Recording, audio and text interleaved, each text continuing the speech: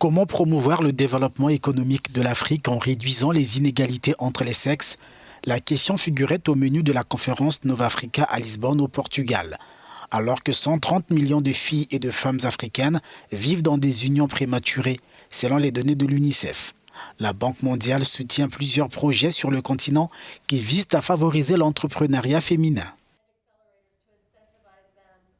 Ces programmes travaillent par exemple avec les banques et les institutions de microfinance pour les aider à améliorer le financement pour les femmes. Nous travaillons avec les plateformes de commerce électronique et les entreprises pour essayer de faire en sorte que davantage de femmes deviennent des fournisseurs afin qu'elles puissent vendre leurs produits sur de marchés stables. Nous travaillons avec les agences gouvernementales pour réduire les politiques et aussi pour que les gouvernements passent des marchés publics pour les entreprises féminines. Il s'agit donc de faire en sorte que les gouvernements reconnaissent réellement l'importance de savoir à qui ils achètent. Et les femmes ne devraient pas être exclues de ces marchés. Nous travaillons avec des accélérateurs, nous travaillons avec des agences de formation.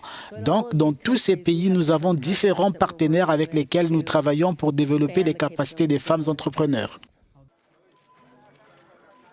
Au Mozambique, les femmes représentent plus de 50% de la population, mais cela ne se reflète pas dans l'économie du pays.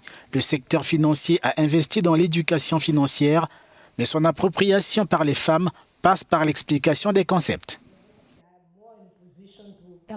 Elle peut entendre à la radio ce qu'elle épargne, mais ce sera différent si quelqu'un s'assied avec elle et lui montre comment, à partir de cette entreprise, elle peut commencer à épargner, peut commencer à créer les conditions pour atténuer, pour réduire ces périodes de pauvreté saisonnière.